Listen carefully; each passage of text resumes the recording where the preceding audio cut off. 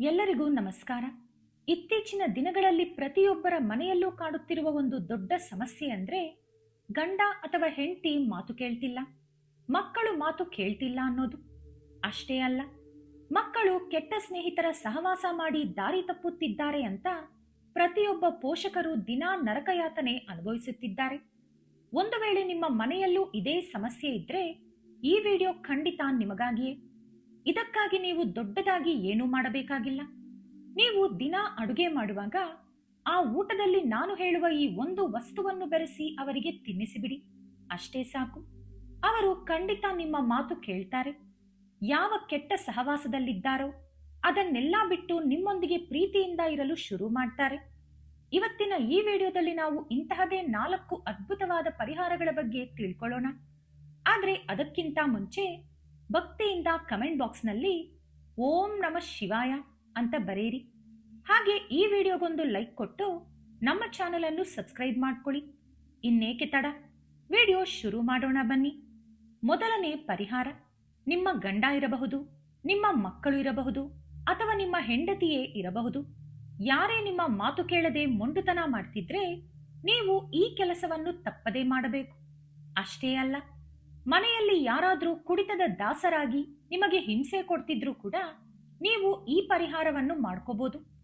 ಮೊದಲಿಗೆ ಸ್ವಲ್ಪ ಕಪ್ಪು ಎಳ್ಳನ್ನ ತಗೊಳ್ಳಿ.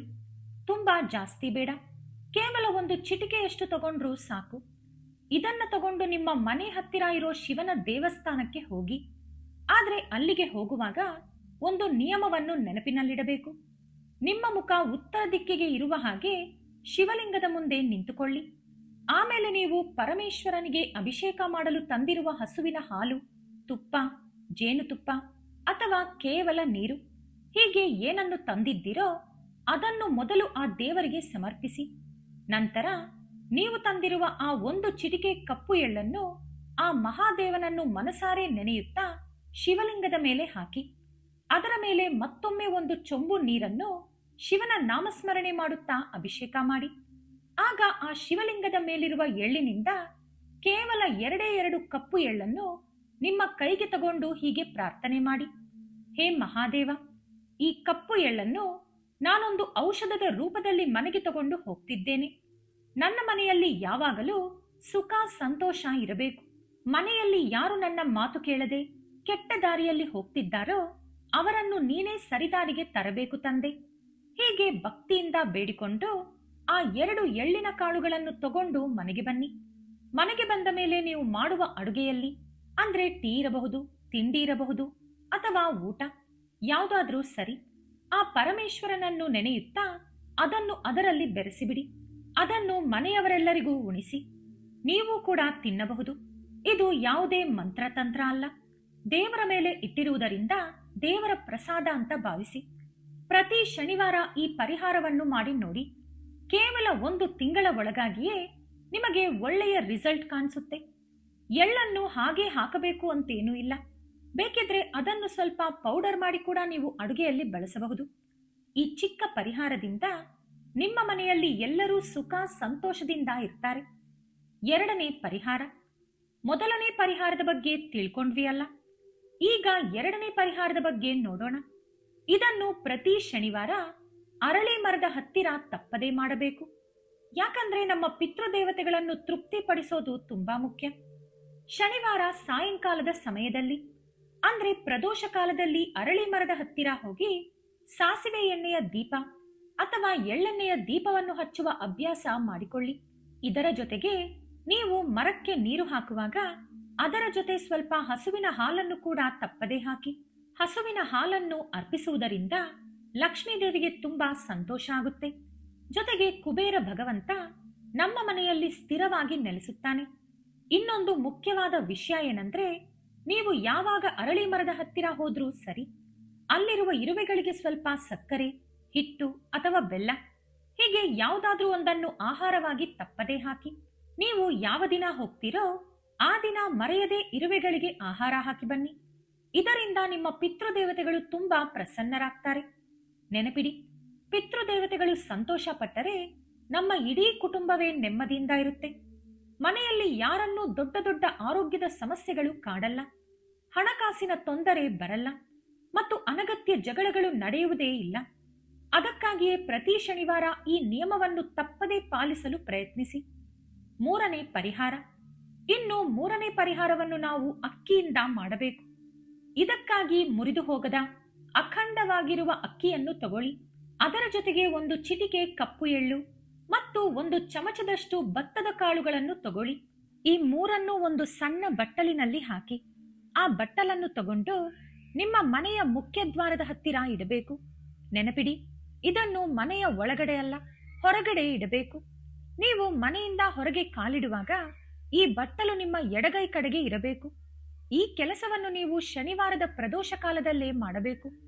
ಇದರ ಮೇಲೆ ಒಂದು ಮುಚ್ಚಳ ಕೂಡ ಮುಚ್ಚಿಟ್ಟು ಬಿಡಿ. ಹಾಗೆ ಇದಕ್ಕೆ ಕಾಲು ತಾಕದಂತೆ ನೋಡಿಕೊಳ್ಳಿ. ಮಾರನೇ ದಿನ ಅಂದ್ರೆ ಭಾನುವಾರ ಬೆಳಿಗ್ಗೆ ಬೇಗ ಎದ್ದು ಸ್ನಾನ ಮುಗಿಸಿದ ಮೇಲೆ ಒಂದು ತಾಮ್ರದ ಚೊಂಬು ತುಂಬಾ ನೀರನ್ನು ತಗೊಳ್ಳಿ. ಆಮೇಲೆ ರಾತ್ರಿ ಸಿಂಹದ್ವಾರದ ಪಕ್ಕ ಇಟ್ಟಿದ್ದ ಆ ಬಟ್ಟಲನ್ನು ತಗೊಂಡು ಶಿವನ ದೇವಸ್ಥಾನಕ್ಕೆ ಹೋಗಿ ಅಲ್ಲಿ ನಿಮ್ಮ ಮುಖ ಉತ್ತರ ದಿಕ್ಕಿಗೆ ಇರುವಂತೆ ಶಿವಲಿಂಗದ ಮುಂದೆ ನಿಂತುಕೊಳ್ಳಿ. ಆ ಬಟ್ಟಲಿನಲ್ಲಿರುವ ವಸ್ತುಗಳನ್ನೆಲ್ಲ ಶಿವಲಿಂಗದ ಮೇಲೆ ಅರ್ಪಿಸಿ. ಅದಾದ ಮೇಲೆ ನೀವು ದೇವರಿಗೆ ಅರ್ಪಿಸಿದ ಆ ಧಾನ್ಯಗಳಿಂದ 2 ಅಕ್ಕಿ ಕಾಳು, 2 ಭತ್ತದ ಕಾಳು ಮತ್ತು 2 ಎಳ್ಳಿನ ಕಾಳುಗಳನ್ನು ಮಾತ್ರ ವಾಪಸ್ ನಿಮ್ಮ ಕೈಗೆ ತಗೊಳ್ಳಿ. ಆ ಮಹಾದೇವನಿಗೆ ನಿಮ್ಮ ಮನೆಯಲ್ಲಿ ಏನೆಲ್ಲಾ ಸಮಸ್ಯೆಗಳಿವೆಯೋ ಅದೆಲ್ಲವನ್ನು ಹೇಳಿಕೊಂಡು ಪ್ರಾರ್ಥನೆ ಮಾಡಿ. ವ್ಯಾಪಾರ ಸರಿಯಾಗಿ ನಡೀತಿಲ್ಲ ಅಂದ್ರೂ ಆ ಸಮಸ್ಯೆಯನ್ನು ದೇವರಿಗೆ ಹೇಳಿಕೊಳ್ಳಿ. ಬಳಿಕ ನೀವು ವಾಪಸ್ ತಂದ ಆ ಕಾಳುಗಳನ್ನು ಒಂದು ಸಣ್ಣ ಡಬ್ಬಿ ಅಥವಾ ಪೇಪರ್ನಲ್ಲಿ ಸುತ್ತಿ ನಿಮ್ಮ ಮನೆಯಲ್ಲಿ ಎಲ್ಲಿ ಹಣ ಇಡ್ತೀರೋ ಅಲ್ಲಿ ಭದ್ರವಾಗಿಡಿ. ಒಂದು ವೇಳೆ ನಿಮಗೆ ಅಂಗಡಿ ಅಥವಾ ಬಿಸ್ನೆಸ್ ಇದ್ರೆ ಅಲ್ಲಿ ಹಣ ಇಡುವ ಗಲ್ಲಾಪೆಟ್ಟಿಗೆಯಲ್ಲೂ ಕೂಡ ಇಡಬಹುದು. ಇದು ಮನೆಯಲ್ಲಿದ್ದರೆ ಸಾಕು. ಧನ ಸಂಪತ್ತಿಗೆ ಎಂದಿಗೂ ಕೊರತೆ ಬರುವುದಿಲ್ಲ. ಮಹಾಲಕ್ಷ್ಮಿ ನಿಮ್ಮ ಮನೆಯಲ್ಲಿ ಶಾಶ್ವತವಾಗಿ ನೆಲೆಸುತ್ತಾಳೆ. 4ನೇ ಪರಿಹಾರ. ಈಗ 4ನೇ ಪರಿಹಾರದ ಬಗ್ಗೆ ತಿಳ್ಕೊಳ್ಳೋಣ. ನಿಮ್ಮ ಮನಸ್ಸಿನಲ್ಲಿ ಯಾವುದೇ ಕೋರಿಕೆ ಇರಲಿ, ಅದು ನೆರವೇರಲು ಇದು ಅತ್ಯಂತ ಶಕ್ತಿಶಾಲಿಯಾದ ಪರಿಹಾರ. ಈ ಪರಿಹಾರವನ್ನು ನಾವು ಬಿಲ್ವ ಪತ್ರೆಗಳಿಂದ ಮಾಡಬೇಕು. ನೀವು 5 ಬಿಲ್ವ ಪತ್ರೆಗಳನ್ನ ತಗೊಳ್ಳಿ. ಅವು ಎಲ್ಲೂ ಹರಿದು ಹೋಗಿರಬಾರದು ಅಥವಾ ಮುರಿದಿರಬಾರದು. ತುಂಬಾ ಫ್ರೆಶ್ ಆಗಿರುವ ಬಿಲ್ವ ಪತ್ರೆಗಳನ್ನ ಆರಿಸಿಕೊಳ್ಳಿ. ಅದರ ಜೊತೆಗೆ ಒಂದು ಬಿಳಿ ಬಣ್ಣದ ಹೂವನ್ನು ಮತ್ತು ಒಂದು ತಾಮ್ರದ ಚೊಂಬಿನ ತುಂಬಾ ನೀರನ್ನು ತಗೊಂಡು ಮಹಾದೇವನ ದೇವಸ್ಥಾನಕ್ಕೆ ಹೋಗಿ. ಅಲ್ಲಿಯೂ ಅಷ್ಟೇ, ನಿಮ್ಮ ಮುಖ ಉತ್ತರ ದಿಕ್ಕಿಗೆ ಇರಲಿ. ನಿಮ್ಮ ಹತ್ತಿರ ಇರುವ 5 ಬಿಲ್ವ ಪತ್ರೆಗಳನ್ನು ಒಂದೊಂದಾಗಿ ಶಿವಲಿಂಗದ ಮೇಲೆ ಭಕ್ತಿಯಿಂದ ಅರ್ಪಿಸಿ. ಆ 5 ಬಿಲ್ವ ಪತ್ರೆಗಳ ಮೇಲೆ ನೀವು ತಂದಿರುವ ಆ ಬಿಳಿ ಹೂವನ್ನು ಇಡಿ. ಈಗ ತಾಮ್ರದ ಚೊಂಬಿನಲ್ಲಿರುವ ನೀರನ್ನು ಆ ಹೂವಿನ ಮೇಲಿಂದ ಶಿವಲಿಂಗಕ್ಕೆ ಬೀಳುವ ಹಾಗೆ ತುಂಬಾ ನಿಧಾನವಾಗಿ ಓಂ ನಮಃ ಶಿವಾಯ ಅಂತ ಜಪಿಸುತ್ತಾ ಅಭಿಷೇಕ ಮಾಡಿ. ಅಭಿಷೇಕ ಮುಗಿದ ಮೇಲೆ ಮಹಾದೇವನ ಎದುರು ಕೈ ಮುಗಿದು ನಿಂತು ನಿಮ್ಮ ಯಾವ ಆಸೆ ತುಂಬಾ ದಿನಗಳಿಂದ ಈಡೇರದೆ ಬಾಕಿ ಇದೆಯೋ ಆ ಕೋರಿಕೆಯನ್ನು ನೆನೆಸಿಕೊಳ್ಳಿ. ಆ ಕಷ್ಟವನ್ನು ದೂರ ಮಾಡು ಅಂತ ಮಹಾದೇವನಿಗೆ ಮನಸಾರೆ ಬೇಡಿಕೊಳ್ಳಿ. ಯಾರು ವಾರದಲ್ಲಿ ಕೇವಲ 1 ಬಾರಿ ಈ ಪರಿಹಾರವನ್ನು ಮಾಡ್ತಾರೋ ಅವರ ಕೋರಿಕೆಯನ್ನು ಆ ಭೋಲೆನಾಥ ಖಂಡಿತ ಈಡೇರಿಸ್ತಾನೆ. ಅದಕ್ಕಾಗಿಯೇ ಪೂರ್ಣ ನಂಬಿಕೆಯಿಂದ ಈ ಪರಿಹಾರವನ್ನು ಮಾಡಿ. ನಿಮ್ಮ ಮನಸ್ಸಿನ ಆಸೆ ಅತಿ ಶೀಘ್ರದಲ್ಲೇ ನೆರವೇರುತ್ತೆ. ತೀವ್ರವಾದ ಕಷ್ಟಗಳಿಗೆ ಸರಳ ಪರಿಹಾರಗಳು. ವಿಡಿಯೋದ ಕೊನೆಯಲ್ಲಿ ನಮ್ಮ ಜೀವನದ ಕಷ್ಟಗಳನ್ನು ದೂರ ಮಾಡಲು ಕೆಲವು ಸಣ್ಣ ಸಣ್ಣ ಪರಿಹಾರಗಳನ್ನು ಹೇಳ್ತೀನಿ ಕೇಳಿ. ಕಡು ಬಡತನ ಹಾಗೂ ದಾರಿದ್ರ್ಯದಿಂದ ಬಳಲುತ್ತಿರುವವರು ಶುಕ್ರವಾರದ ದಿನ ಇರುವೆಗಳಿಗೆ ಒಂದು ಹಿಡಿ ಸಕ್ಕರೆಯನ್ನು ಹಾಕಬೇಕು. ಸಾಲದ ಬಾಧೆ ಇರುವವರು ಶನಿವಾರದ ದಿನ ಎಳ್ಳೆಣ್ಣೆಯಿಂದ ದೀಪವನ್ನು ಹಚ್ಚಬೇಕು. ಗ್ರಹದೋಷಗಳು ಇರುವವರು ಭಾನುವಾರ ಸೂರ್ಯ ಭಗವಂತನನ್ನು ಪೂಜಿಸಿ 9 ಬಾಳೆಹಣ್ಣುಗಳನ್ನು ನೈವೇದ್ಯವಾಗಿ ಸಮರ್ಪಿಸಬೇಕು. ಆರೋಗ್ಯದ ಸಮಸ್ಯೆಗಳಿಂದ ಬಳಲುತ್ತಿರುವವರು ನವಗ್ರಹಗಳ ದರ್ಶನ ಮಾಡಿ 9 ಪ್ರದಕ್ಷಿಣೆ ಹಾಕಿ ಎಳ್ಳನ್ನು ದಾನ ಮಾಡಬೇಕು. ಜಾತಕ ದೋಷ ಇರುವವರು ಶನಿವಾರದ ದಿನ ಒಂದು ಕೆಂಪು ಬಟ್ಟೆಯಲ್ಲಿ 11 ರೂಪಾಯಿ ನಾಣ್ಯ ಮತ್ತು ಹಳದಿ ಕೊಂಬನ್ನು ಹಾಕಿ ಮುಡಿಪು ಕಟ್ಟಬೇಕು. ವಾಸ್ತು ದೋಷ ಇರುವವರು ಪಂಚಮುಖಿ ಆಂಜನೇಯನನ್ನು ಪೂಜಿಸಿ 3 ಬಿಲ್ವ ಪತ್ರೆಗಳನ್ನು ಸಮರ್ಪಿಸಬೇಕು. ತೀವ್ರವಾದ ಶತ್ರುಬಾಧೆ ಇರುವವರು ಭಾನುವಾರ ಮತ್ತು ಶುಕ್ರವಾರ ದುರ್ಗಾದೇವಿಯನ್ನು ಪೂಜಿಸಿ ಕೆಂಪು ಸೀರೆ ಮತ್ತು ಕೆಂಪು ಬಳೆಗಳನ್ನು ಅರ್ಪಿಸಬೇಕು. ಉದ್ಯೋಗ ಇಲ್ಲದವರು ಸತತ 8 ಸೋಮವಾರಗಳ ಕಾಲ ಪಂಚಾಮೃತದಿಂದ ಸ್ಫಟಿಕಲಿಂಗಕ್ಕೆ ಅಭಿಷೇಕ ಮಾಡಿ ಬಾಳೆಹಣ್ಣನ್ನು ನೈವೇದ್ಯವಾಗಿ ನೀಡಬೇಕು. ವ್ಯಾಪಾರ ಅಭಿವೃದ್ಧಿಗಾಗಿ ತಾಮ್ರದ ಪಾತ್ರೆಯಲ್ಲಿ ಹಳದಿ ಬೆರೆಸಿದ ನೀರನ್ನು ಹಾಕಿ ಶ್ರೀ ಧನಲಕ್ಷ್ಮಿಯೇ ನಮಃ ಎಂದು 108 ಬಾರಿ ಜಪಿಸಿ ಆ ಪಾತ್ರೆಯನ್ನು ವ್ಯಾಪಾರ ಮಾಡುವ ಸ್ಥಳದಲ್ಲಿ ಇಡಬೇಕು. ವೀಕ್ಷಕರೇ, ಈ ವಿಡಿಯೋ ನಿಮಗೆ ಇಷ್ಟವಾಗಿದ್ದರೆ ಲೈಕ್ ಮಾಡಿ, ಶೇರ್ ಮಾಡಿ, ನಮ್ಮ ಚಾನೆಲ್ ಅನ್ನು ಸಬ್ಸ್ಕ್ರೈಬ್ ಮಾಡಿಕೊಂಡು ಬೆಲ್ ಐಕಾನ್ ಕ್ಲಿಕ್ ಮಾಡಿ. ಧನ್ಯವಾದಗಳು.